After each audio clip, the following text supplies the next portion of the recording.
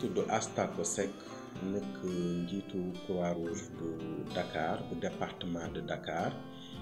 nekk membre REVOCAP ba pare am chance su nekk ci ñi nga xam ne ñoo njëkk a feebar ba yàlla def ñu wér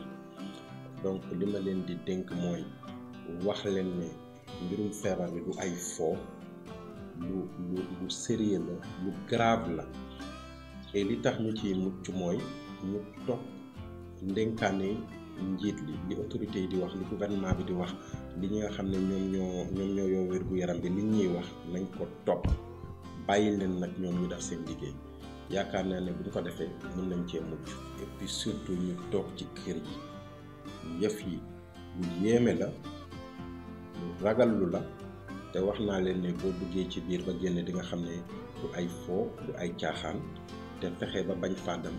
lu jara moytu la man Astako Seck ànd ak REVOCAP ngir xeex coronavirus ci sunu gox.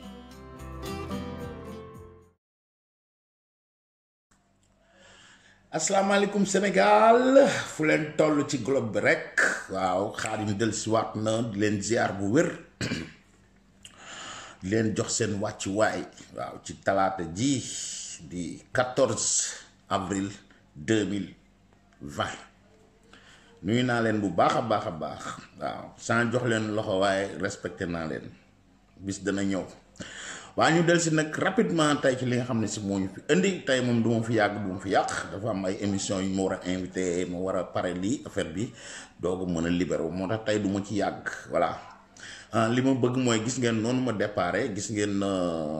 kooku nga xam ne si mooy Astako Seck waaw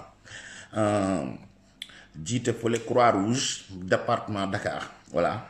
donc gis ngeen message boobu mu lancé nee nañ nett li ci gémmiñ borom na dàqee gis ngeen moom ci njëkkoon am feebar bi la mais yàlla def na mu wér ci voilà donc message bu am solo lancé na ko te di leen yëgal ne samedi incha allah xool leen ko bu baax xoolaat leen ko xàmmee leen ko incha allah dina nekk suma invité yi ci live bi may def samedi en direct ok moom Astako Seck dina fa nekk invité dina am beneen njaween tamit waaw Yoro Jaw moom tamit nekk fii di dina ci patronat yi xam nga mën a expliquer gars yi nekk fii conditions yi comme niñ ko defoon ak Yankoba ci ay leeral ci consul ci ambassade bi ak consul yi nekk fii Yoro dina ñëw expliquer gars yi nekk fii droit yu ñu mën a am yenn documents yi ñu war a déposer pour mën a am aide yi nga xam ne si état Italie yu dina ko dimbalee ñi nekk fii ak ñi doon liggéeyatuñ yan droit lañ am yooyu yëpp dañ ci waxtaan ak moom mu gën ko leeralal sénégalais yi ñu bari ñu jàng ci surtout ñi nga xam ne si ñoo nekk fii si Italie voilà donc benn sekkeen ak benn njaween xam nga mun ngeen ma yërëm dee nga maam samedi incha allah quoi à 18h fii ci Europe nekk 16h ca Sénégal donc na ngeen ma dimbali rek ay quelques saaku ceeb parce que xam naa ñoom ñaar moom séq njaween fii sekkeen fii xaw ma fu ma jëm troisième ba moom du ma leen ko wax danaa fexe ba du sant Jaw te du sant Seck na ngeen xàmmee bu baax Astako moomu incha allah dina ñëw nett li ñu feebar boobu nan la ko jële woon ak nan la wéree dañ ko ci laaj yu bare ñu waxtaan ci ndeysaan nga xam ne moom dañ leen war a gën a mën a sensibiliser waaw ndax da koo daloon waaw dinañu nett lu bare donc samedi à 18h bu ko kenn raté Khadim Gueye en live direct ak gan ñooñu dana leen wax yeneen ñi nga xam ne si ñoo war a participer ci live boobu incha allah samedi voilà li ñu fi indi nag tey mooy li ñu di indi chaque jour ci heure bi mooy wax leen li nga xam mooy situation fii ci Italie numéro yi nu mu yokkoo yu wàññiku toutes ces choses voilà yii mooy yu démb yi nga xam ne si c'était le 13 avril bu Sénégal bi moom bu tay la dinaa leen ko dégtal après ngeen dégg ko waaw lii nag démb moo xewoon Italie ci total national bi dem nañ ba 159 516 cas waaw ci biir ñooñu ci positif dem nañ ba 103 616 donc diggante 12 ak 13 yokk na ñi positif ci coronavirus bi 3153 ci 24 heures ok ñi nga xam ne ñoo ci wér ñoom ñi ngi yokk bu baax macha allah te yàlla na gën a yokk parce que chaque jour mi ngi gën ñi ngi gën a wér ñi ngi wér donc dem nañ démb ñi ngi woon ci 35 435 ñoo xam ne amoon nañ feebar bi comme astak moomu wér nañ tey ba mun a taxaw di ko nettali ok donc diggante jour 12 ak 13 24 heures yooyu 1224 personnes wér nañ ci donc lim bu baax la par jour ñi décédé moom c'est dommage mais wàññeeku na bu baax mais ba tey numéro yi bari na quoi waaw parce que ak nañ actuellement 20 465 décès ok donc diggante le 12 ak le 13 566 personnes paatu nañ ci démb pour te dire jour 13 boobu 566 personnes xam nga bari na ba léegi waaye buñ ko confronté ak semaine yee passé nga xam ne dañ doon dem ba di am ay 850 morts 750 daaw ñu wàcc sax ba 600 yi daal léegi bu ñu demee ba ay 500 et quelque na gën a gaaw a wàññeeku rek mais tane na boo ko xoolee ak semaine yee passé donc loolu mooy li nga xam ne génn nañ ci àdduna muy 20 465 yooyu donc ñi nga xam ne si nag ñoom lañ entré hôpital ñoom yokk nañ démb tamit 176 personnes boole nañ ko ci lim bi total actuellement muy ci 28 023 voilà yoo xam ne si ñi ngi ci hôpitaux yi voilà ñi nga xam ne nag ñoo nekk en thérapie intensive mooy ñi nga xam ne machine bi moo leen di dimbali ci la ñuy noyyee ak yooyu ñoom ñooy nekk en réanimation ñooñu ñi ngi wàññeeku bu baax a baax parce que chaque jour ñi ngi wàññeeku bu leen xoolee semaine bee passé ay 4000 et quelque laa leen doon wax léegi nag chaque jour moo ngi wàññeeku dem nañ ba léegi mi ngi ci 3260 ok démb ci 13 date 13 bi rek 83 personnes dindel nañ leen machine boobu bërki démb 100 et quelque bërkaat démb 100 et quelque donc ñi ngi récupérer bu baax foofu traitement yi leen di defal fonctionné na ba léegi ñoom ñooy noyil seen bopp donc yàlla na gën a wàññeeku voilà ñi nga xam ne si ñoom ñoo nekk en quarantaine obligatoire mooy ñi nga xam ne mënuñu génn seen kër pour benn motif ok ñooñu démb rek 1270 yokk woon na ci lim bi donc boo ko totalisé actuellement ñu ngi ci 72 333 cas ok ñooñu en quarantaine obligatoire ok boo xoolee nag nombre de tests bi nga xam ne si def nañ ko ba feebar bi commencé ba léegi fii ci Italie romb na 1 million donc dem nañ ba 1 910 tests yoo xam ne testé nañ ko pour xool ñi am feebar bi ak non léegi dem nañ ba dañuy dem ci yenn kër yi di leen defal test yi directement pour que mën a toujours freiner feebar bi xam nga bañ a bàyyi ba muy law ñi ngi ci tëj nit ñi ci kër yi génnatuñ defatuñ dara mais am na ñu mel ne mag ñi léeg-léeg ministre de la santé dañuy dem seeti leen defal leen test yi te ñu bare ñoo ngi ciy sowewu ñu ngi ciy jël ay cas yu bare yoo xam ne si buñ leen bàyyi woon mënoon nañ law donc loolu tamit affaire bu baax la donc moo tax ñu yokk nombre de tests yi ñuy def ba dem romb 1 million de tests xam nga ne bari na voilà mais am na solo ni ngi koy defee ñu ngi gis aussi résultat yi ñu ngi gis aussi njariñ ci confinement bi nit ñi bañ a génn di génn le minimum xam nga loolu ñuy wax Sénégal rek fii booy génn da ngay autorisé ci lu am njariñ waaw loo xam mënul ñàkk dem jëndi lekk waaye laa nga war a dem pharmacie xam nga jënd ay garab yu demee noonu waaw tey jii boole nañ ci ne dañ bëgg ubbi ndànk-ndànk am na ay boutique wala ay affaires yoo xam boole nañ ko ci maanaam boutique yi nga xam te ñuy jaay ay yëre xale may nañ leen à partir d'aujourd'hui décret boo xam ne gouvernement moo ko génnee ñu mën a dem jaay négocie boutique yooyu nga xam dañuy jaay daal yëre xale yooyu ak librairie yi voilà li ma jaaxal rek ci wax ji mooy nga tëj nit ñi ci kër yi ba pare dem ubbi boutique yooyu kan moo koy jëndi ak nu ñuy demee voilà te niñ ko bëgg a ubbee moom ndànk-ndànk lañ bëgg a def mais dina metti waaw même restaurant yi ñu ngi xalaat ñu ci ubbi mais restaurant bu doon jël 40 personnes dañ ko jox distance yoo xam ne moom la table war a am ba restaurant boobu bu ubbee 40 personnes la daan am léegi ay 10 personnes lañ fi mën a dugal quoi par exemple ndax distance yi ñu bëgg te kooku xam nga tamit bu ubbee activité war a fay ñi fay liggéey et tout distance yooyu ñu bëgg fa créer 40 yooyu ci la daan génn voilà mais les 40 boo dindee 30 ya duñ fa ñëw 10 personnes rek bu ubbee courant yeeg gaz yeeg yooyu yëpp nan la koy faye mooy loolu waaw ubbi nañ librairie yi je sais pas ban condition lañ mën a may nit yi ñuy dem di jënd livre yi actuellement gannaaw yaa leen ne bu leen génn kër gi ba pare il faut nga autoriser leen tamit ñu mën a dem jënd livre ñu bare dañ ciy profité parce que am na ñuy dof ci kër yi ñu leen tëj voilà léegi dana jur sax beneen affaire parce que am na ñoo xam ne surtout tubaab yi tàmm ñu tëju tëj bu metti ñu un mois et quelque am na ñoo xam ne problème de tête lañ am léegi dañuy bëgg a dof waaw te bu yàggee nii da nga ci gis ñu xaru dégg nañ am nañu ci xaru mais wóoruñ ndax loolu la mais ñi ngi jëm ci yoon boobu quoi parce que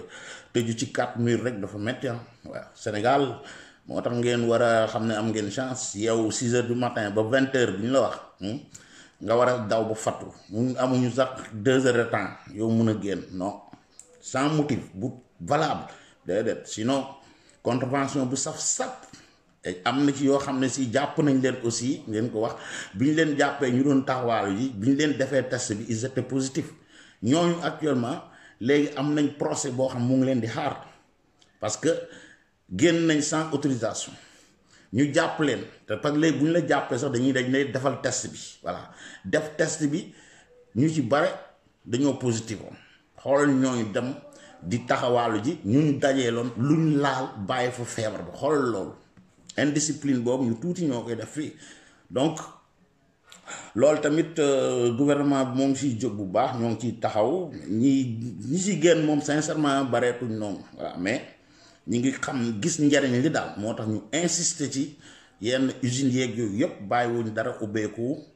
lii librairie yeeg bagage yooyu lañ def nii mais ay nit yu limité wu lañ ko may pour ñu dem fa ñi ngi ñaan yàlla mu gaaw ñu ko dindal rek ba ñëpp mën a dem kenn ku ne nekkul ci li nga daan nekk xam nga mën a doxi say soxla mais jamono ji moom soppeeku na lu wër laa leen wax àdduna bi yëpp la niñ doon dundee dafa mel ne yàlla ji dafa bëgg delloowaat àdduna bi à zéro ñu war a dundaat beneen façon dund niñ doon dundee moom ñeenti weer yee ci ginnaaw rek laa la wax mënatuñ koo dunde c'est impossible waaw xaw ma kañ la ñuy dem ba mën a dund nañ doon dunde ngay génn dajeeg nit nuyu ko xam nga waxtaan ak moom dem ay restaurant dem seeti mbokk yi digg ak ñëw bi recevoir loolu dana difficile trop waaw xaw ma nan lañ koy gérer voilà commencé waat dem ci boutique yi normalement dem doxantu ji xool lan moo fa am lan moo fa amul danaa jënd du ma jënd xam nga dem defi ay pique-nique génn dem di doxantu ji wala ngay dawi tu vois toutes ces choses là ubbi match yi ñu mën a seetaani football yi concert yi nit mën a dem concert ñu fay daje mais xool imaginer leen rek ndax loolu dana yombaat ak kañ lay doon voilà donc kéemaane na quoi voilà léegi nag bu ñu jógee ci test yooyu Milan moom mooy fi nga xam ne moo fi ëpp ay cas mu ngi région Lombardie bi ñu nekk Milan am na fi 14 661 Milan kese Brescia moo ñëw en deuxième position dem na romb 11 000 yi 11 058 cas ci Brescia. Bergamo mu ngi ci 10 391 Cremona 4 945 Monza 3 720 région Lombardie bi moom moo ëpp ay cas ñoom ñoo ëpp ay mort aussi waaw. boo xoolee dem nañ ba 60 314 ci région bi kese dem nañ ba romb 10 000 morts ci région Lombardie bi rek mu ngeen imaginer affaire nu mu demee quoi voilà quelques minutes rek ma wax ak ñi nga xam ne si suñ mbokk émigré yi nga xam dégguñu bu baax numéro yi ci nasaraan ñu wax leen ko rapidement ci italien alors amici. I risultati della giornata di ieri, 13 aprile 2020, sul totale nazionale in Italia, il numero è arrivato a 159.516, di cui 103.616 sono positivi.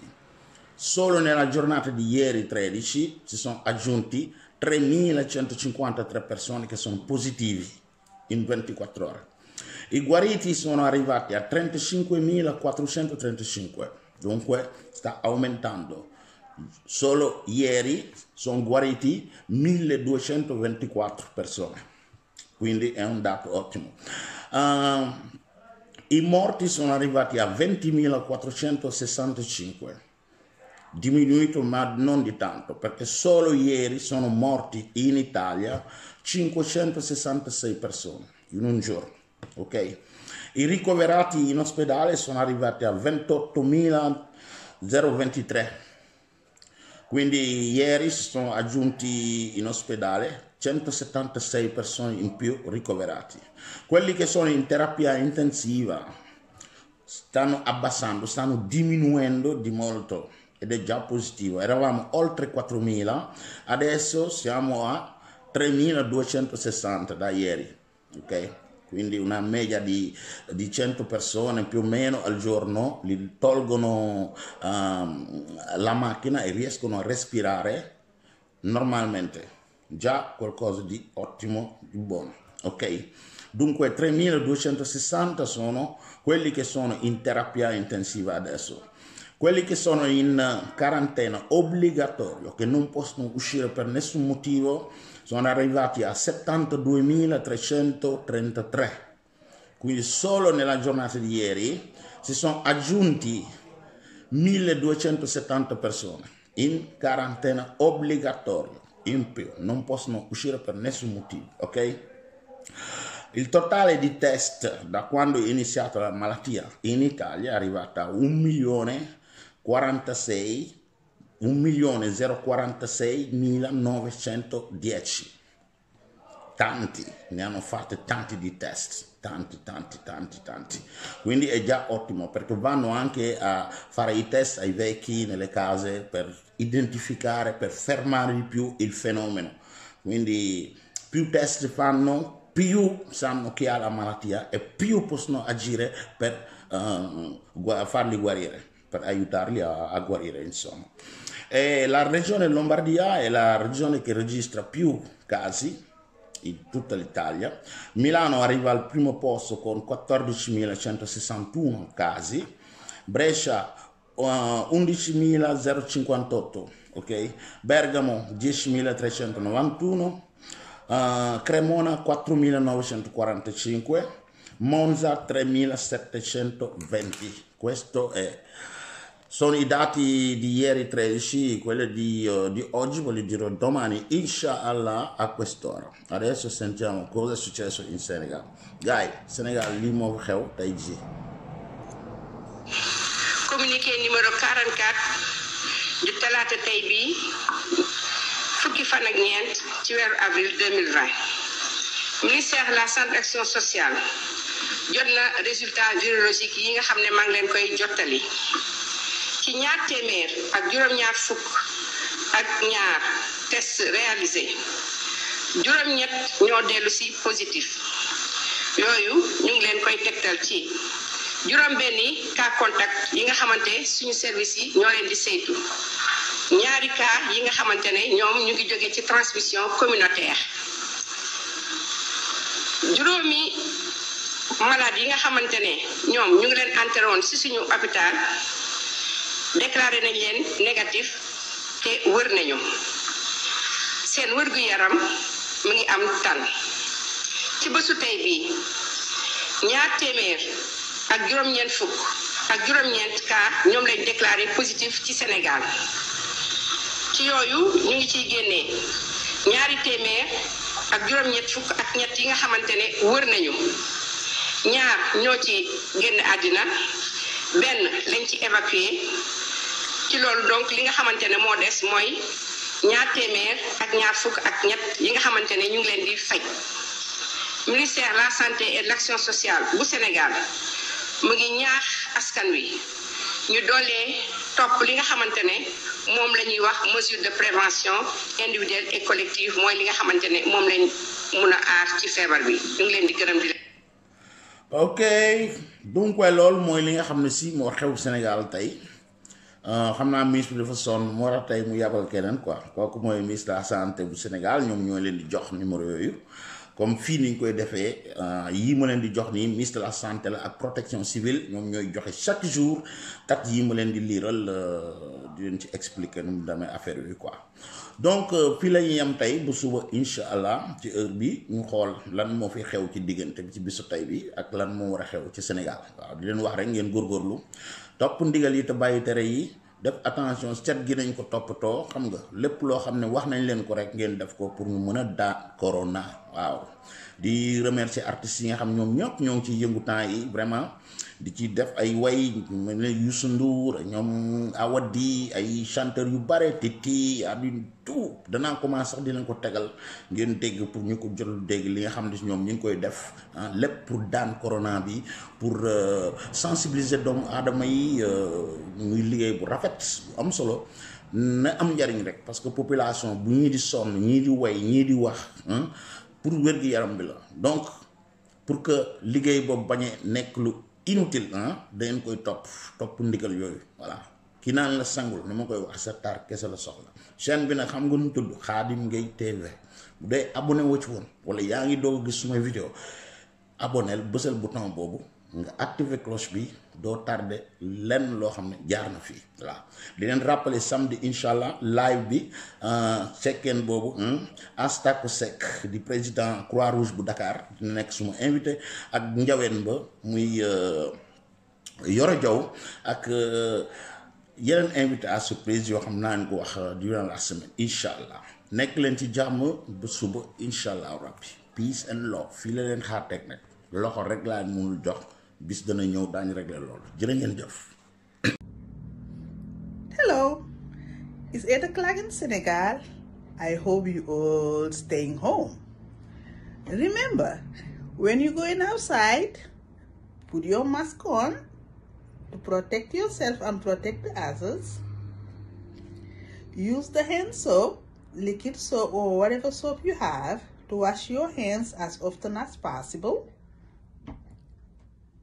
Hand sanitizer to kill the virus. Keep social distancing to stop the spread.